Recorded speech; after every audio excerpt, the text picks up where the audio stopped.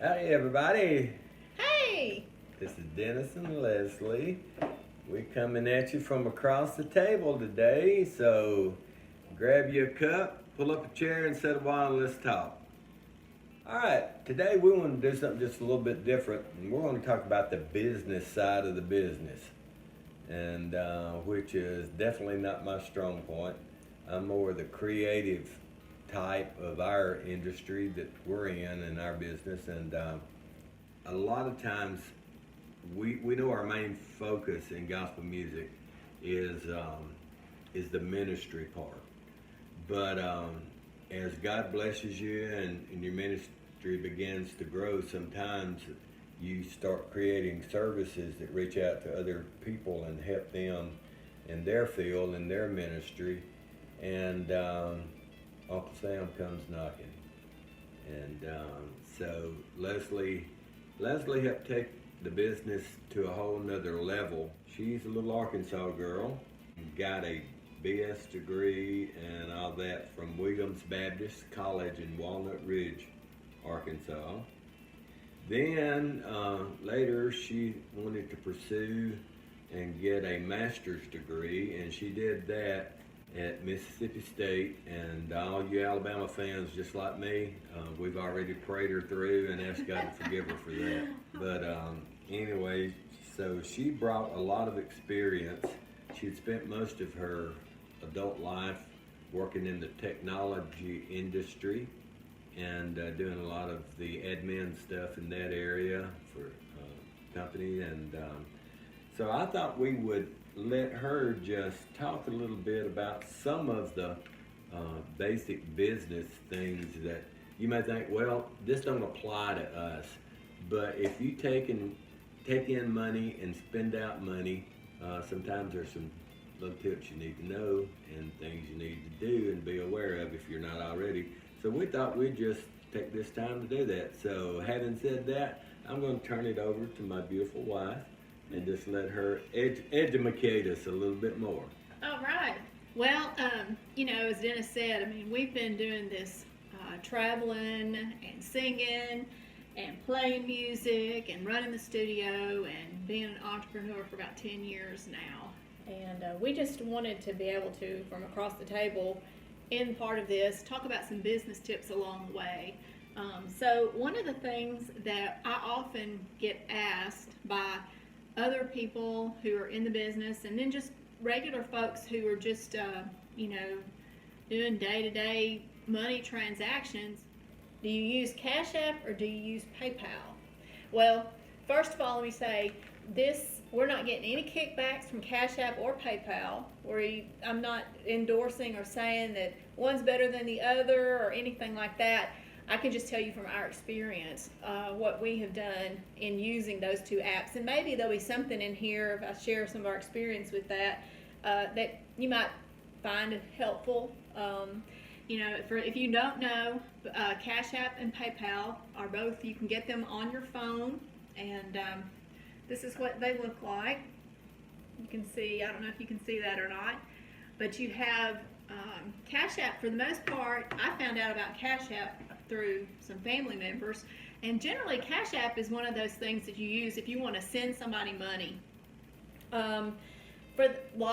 If you have kids that are away at college, or you got family members somewhere else and you need to send them some money, a quick Cash App is generally a really good app for that kind of thing. So that would be a good app if you're a gospel singer and you're out on the road and your kids are home with relatives or something and they need money and you need to get them some money wired to them. Absolutely. Let's say you forgot that you were supposed to pay the $25 fee for the yearbook and it's due on, Friday, and you left on Wednesday going out on the road and you've got no way to give your kids their money. Cash App would be a great app to have on your phone so that you could Cash App your kids some money so they can pay for that yearbook or whatever it might be. Yeah, that's a great example of that. Or in our case, if our 18-year-old daughter needs money for gas for her car, we can Cash App her some money and she can get it.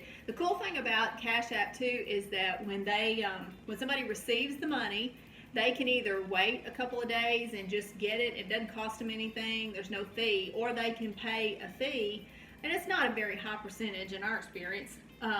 Pay the fee and get the money instantly. We've even, we paid the guy that mows our grass sometimes. We paid him through Cash App.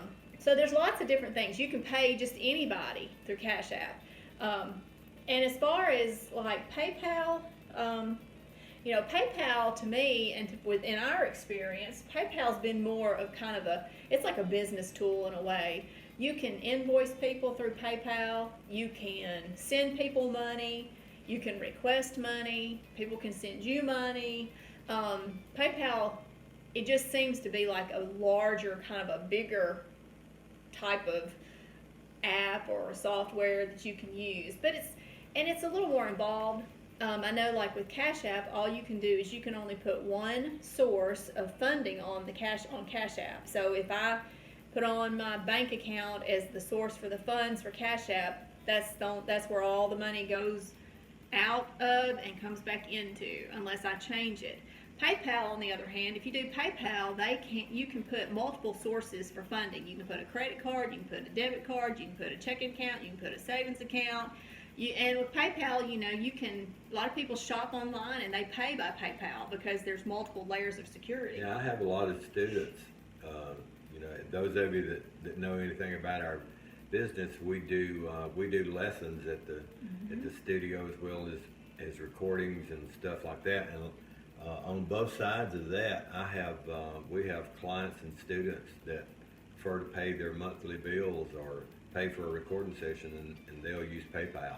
Yeah, and PayPal, just like Cash App, there's a fee if you, there are fees depending on how you do it. Now, if you send money through PayPal, they have a couple of different options.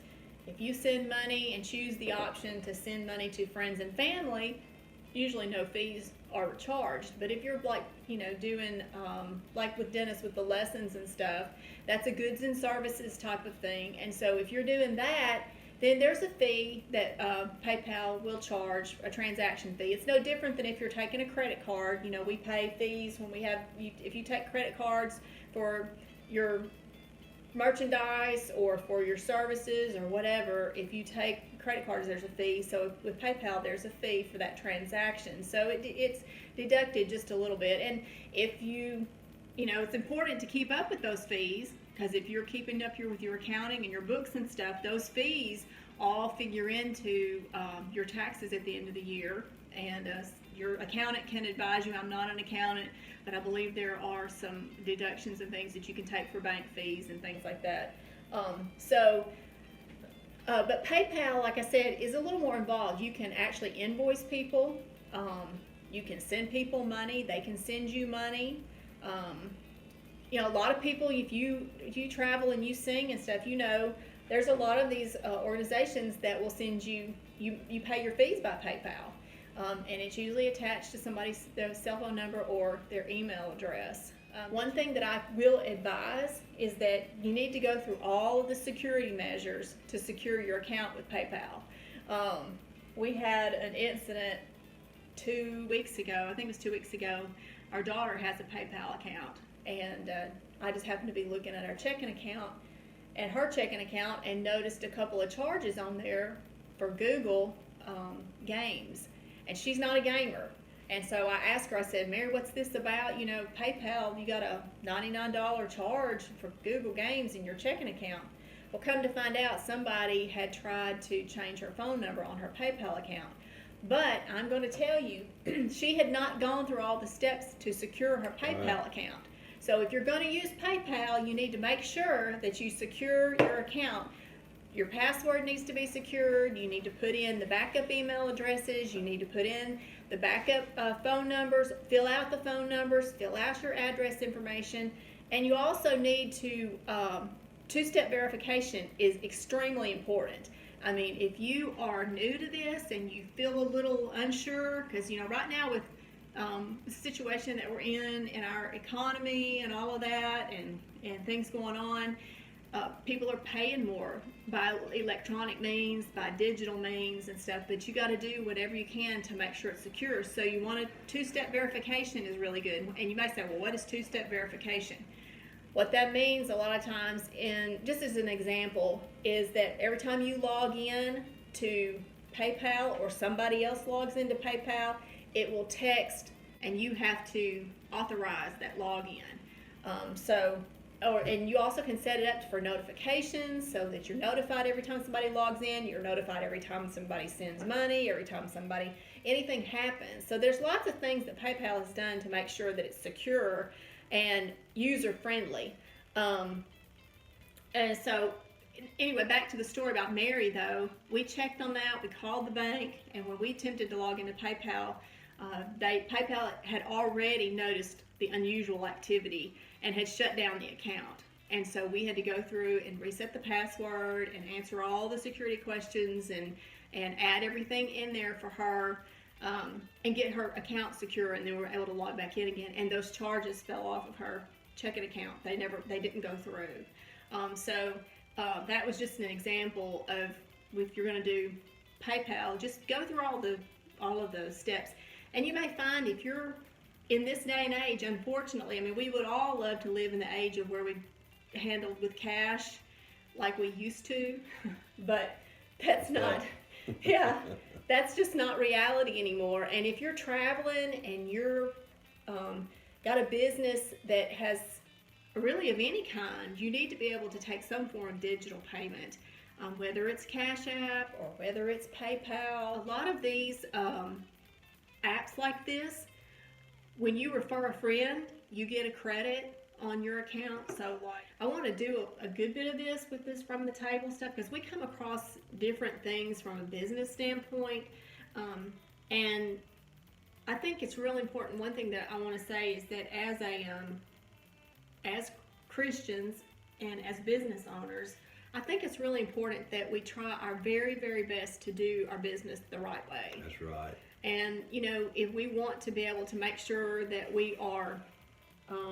keeping our books like we're supposed to, paying our taxes, all that kind of stuff that we're supposed to be doing, you know, we have a responsibility to do that the right way. Right. Because stealing is not okay in the name of Jesus. No, it's not. So you can check it out. Cash App, PayPal, Venmo, Square. And if you guys have any questions about any of that, I'll be more than happy to answer the questions, give you some advice based on our experience. Like I said, we don't get any kickbacks from Cash App, PayPal, Venmo, Square, any of those. We're just wanting to try to help, and hopefully there's some things that we have said that maybe will be helpful to you. You know, you guys probably have had your own experiences. So anyway, just wanted to give that to you today, and hope you guys have a great day. And we'll see y'all later from across the table. That's right.